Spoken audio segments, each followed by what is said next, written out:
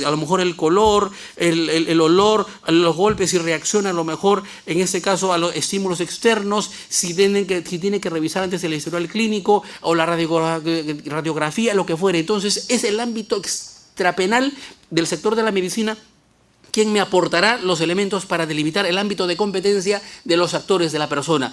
Pero si la muerte acontece, por ejemplo, en la avenida aquí, en el Paseo de la República, y hay a causa de un atropello, ya no me va a servir la norma de Lex Artis, sino tengo que acudir a las normas, en este caso, de la seguridad vial, la norma de tránsito que me explicará cuáles son las reglas de juego, de funcionamiento, en este caso, entre la conducta que debe observar un peatón, un conductor, los límites máximos mínimos de velocidad, o si la muerte acontece porque, por ejemplo, ahora con el boom inmobiliario, un trabajador que está construyendo el del 10º piso de un edificio se cae, para establecer si hay una responsabilidad por negligencia del empleador, del empresario, tengo que acudir a las normas de la seguridad en el trabajo, que fija cuáles son los criterios que debe esta persona respetar. Se brindó la indumentaria adecuada al trabajador, si es porque el trabajador obró a propio riesgo, etcétera. Un solo tipo penal, si se dan cuenta, puede ser llenado de contenido de distintas maneras, según el segmento parcial de la sociedad donde el sujeto interactúa, cuáles son las reglas, las normas de funcionamiento del sector. En el ámbito de los delitos contra la función pública es evidente que sirven a este respecto, por ejemplo, los manuales de operaciones y funciones, los reglamentos de operaciones y funciones, las directivas, las leyes orgánicas, los decretos supremos de urgencia que delimitan ámbitos de competencia, los turnos, etc.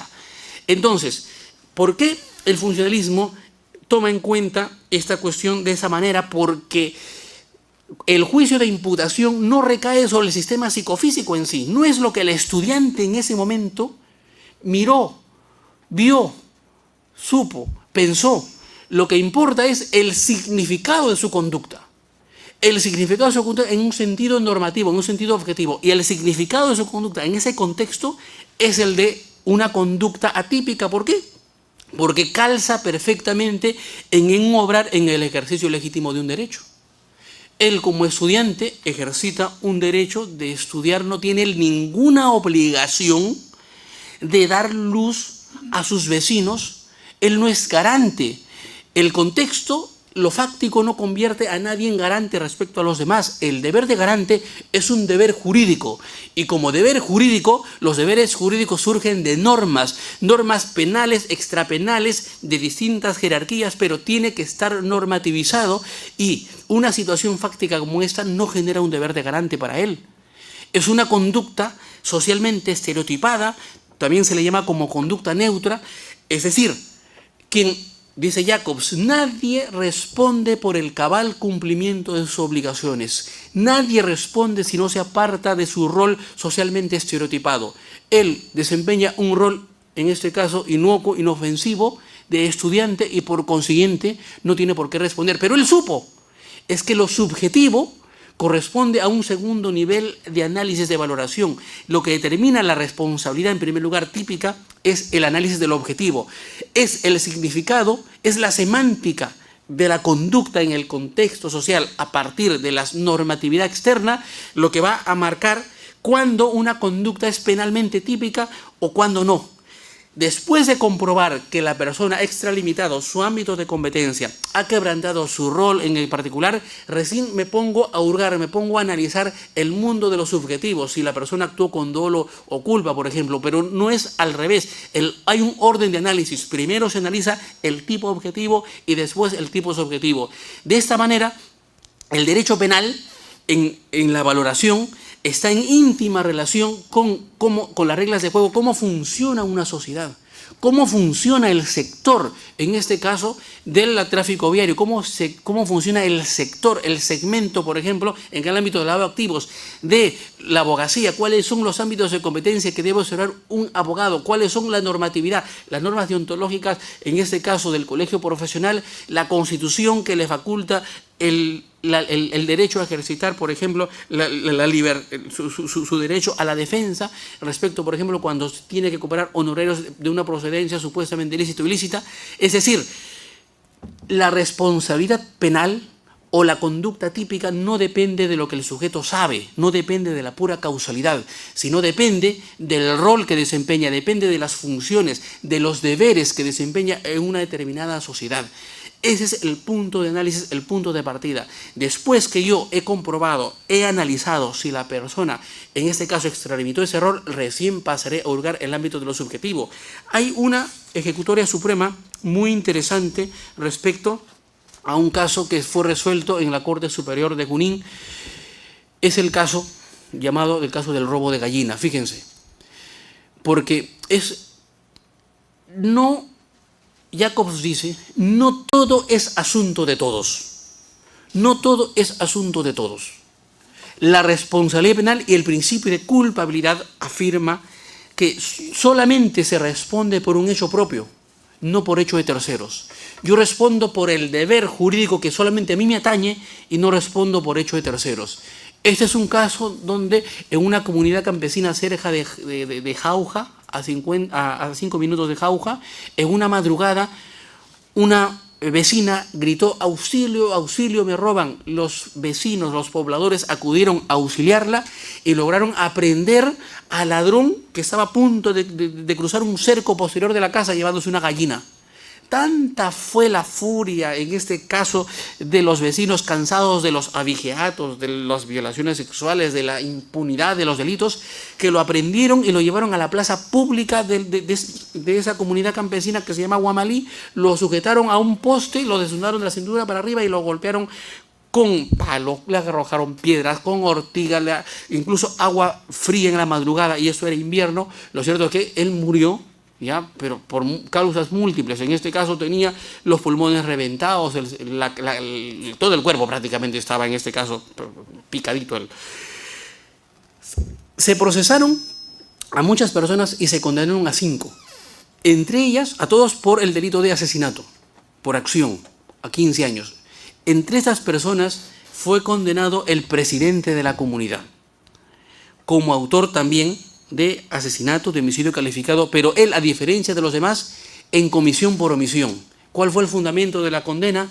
Él, por ser presidente de la comunidad campesina, por ser la máxima autoridad de esa comunidad, cuando en la madrugada le tocaron la puerta y le dijeron: señor presidente, están linchando a una persona, él, no obstante enterarse, prefirió quedarse y no salir a impedir ese linchamiento. Por consiguiente, él es garante, él tenía el deber de protección porque era la máxima autoridad. Siendo la máxima autoridad, no impidió el resultado. Por tanto, él responde como autor, artículo 13 del Código Penal, de comisión por omisión. Así fue condenado. Llega a la Corte Suprema y la Corte Suprema dice: un momento, justamente esa es otra de las virtudes, digamos, no solamente del funcionalismo de las corrientes actuales modernas, esto es que golpean como nunca en la necesidad de ser técnico, de someter el análisis a un método de comprobación ordenado. Esto es que la dogmática jurídico-penal que ha construido la teoría del delito en 200 años bajo el esquema tripartito de la tipicidad, de la anticuriosidad y la culpabilidad sea aplicable a la vida real, que no solamente sea concebido como un invento de teoría que solamente sirve para las universidades, no. Es un sistema tripartito de conceptos que perfectamente rinde su aplicación en la práctica y facilita la seguridad jurídica por cuanto aísla a la valoración de no quedar atrapada en la mera intuición, en la pura corazonada judicial, sino hace que más bien yo el análisis lo deba hacer de manera ponderada y siguiendo un método ordenado, un método lógico, en este caso de la teoría del delito. ¿Por qué?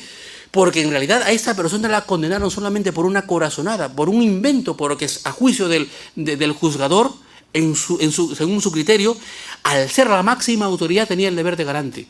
Pero los deberes de garante son deberes jurídicos, y los deberes jurídicos surgen de estatutos, de normas, de reglamentos, de MOFs, de ROF, etc. En este caso, la norma que delimita los deberes, los ámbitos de competencia de un presidente de una comunidad campesina, están fijados en el estatuto de la comunidad. Y la Corte Suprema, en el análisis, dice: según su estatuto, el presidente de la comunidad solamente tiene deberes administrativos. No tiene deberes, no es garante de protección, no tiene el deber de impedir resultados, no tiene un deber de protección. A él le eligen, para administrar en la comunidad los asuntos netamente administrativos, siendo una comunidad campesina, y está tasado de esa manera, y la Corte Suprema dice que los deberes de función son deberes tasados, y está tasado ahí, por ejemplo, que tiene el deber de organizar asambleas comunales cuando, por ejemplo, en las lluvias se llenan las acequias de troncos para hacer faenas, tiene la obligación de convocar asambleas cuando de Lima lleguen ingenieros del Ministerio de Agricultura trayendo descubrimientos de nuevos pesticidas, insecticidas. Esto es algo que signifique para la mejora, la innovación, en este caso, del funcionamiento de la comunidad, etcétera, pero en ningún momento se le atribuye deberes de protección de la persona. Él tiene una posición netamente funcionarial, no tiene una posición como el de la policía, una posición de garantizar la protección de las personas. No hay que confundir, o sea, por la pura intuición, en realidad, la valoración quedó atrapada en la corazonada. Pero dogmáticamente hablando, si el punto de análisis es establecer cuándo una conducta es penalmente relevante a partir de la normatividad en concreta que la persona debería cumplir o no, entonces nos liberamos de la corazonada y llegamos a una solución que es técnica. Y lo técnico es que en primer lugar se analiza el tipo objetivo, y en el tipo objetivo de ninguna manera esta persona cruzó el umbral de la tipicidad, por cuanto él no tenía ningún deber jurídico de garante, y la Corte Suprema lo absuelve, y es una solución, a mi juicio, plausible. Entonces, volviendo al caso igual del estudiante, él no cruza el umbral de la tipicidad, él no ingresa en el ámbito del tipo por tratarse de una conducta socialmente adecuada, una conducta cotidiana, una conducta neutra, una conducta que comunica el ejercicio legítimo de un derecho. No es un oficio, bueno, es un derecho en general, o si se quiere, el Código Penal te habla de un oficio, pero habría que fundamentar por qué el ser estudiante es un oficio, porque el oficio presupone una actividad a lo mejor que remunerativa o no, pero basta con afirmar que estamos ante el ejercicio legítimo de un derecho. Entonces, quien no supera, quien no rebasa ya los contornos de su competencia en un segmento concreto, entonces no tiene por qué ingresar al ámbito del derecho penal. Por eso, el funcionalismo es tal. ¿Por qué? Porque es una teoría que hace depender la solución de los casos penales a partir de las reglas de funcionamiento del segmento social concreto. Los tipos penales, no hay un solo tipo penal. Todos los tipos penales son tipos penales que tienen que ser contextualizados. No hay un solo tipo, porque el mejor ejemplo, el ejemplo paradigmático que les he puesto es el ejemplo del homicidio culposo. El tipo penal solamente fija en abstracto una conducta, pero esa conducta en abstracta adquiere vida, su semántica, la semántica del tipo, que es lo que el legislador ha querido comunicar al ciudadano, adquiere sentido a partir de la imputación, a partir de la interpretación en el segmento parcial donde acontece la acción. Y ahí otro concepto central junto al de persona es el concepto de rol. El rol social es otro concepto central para el funcionalismo. Esto es, solamente ingresa al ámbito del derecho penal quien quebranta un rol. ¿Y qué es el rol? El rol es un conjunto de derechos y deberes que el ciudadano o la persona porta, lleva en un determinado contexto social concreto. El rol general es el rol de persona. Todos, si aquí nos igualamos, es que tenemos el deber general de no dañar a los demás en sus derechos. Pero, según el contexto social concreto, los roles generales, el rol de persona se contextualiza y, por ejemplo, surgen los roles especiales, el rol de juez, de fiscal, de abogado, de ingeniero, etcétera, que se toma en cuenta en el momento en que yo he de analizar si hubo un peculado, cuál era la regla de juego, cuál era el ámbito de competencia que debía observar en este caso, por ejemplo, el comité o un arquitecto en una obra de construcción o un ingeniero o el albañil. Entonces, el concepto de rol es central. El rol fija expectativas.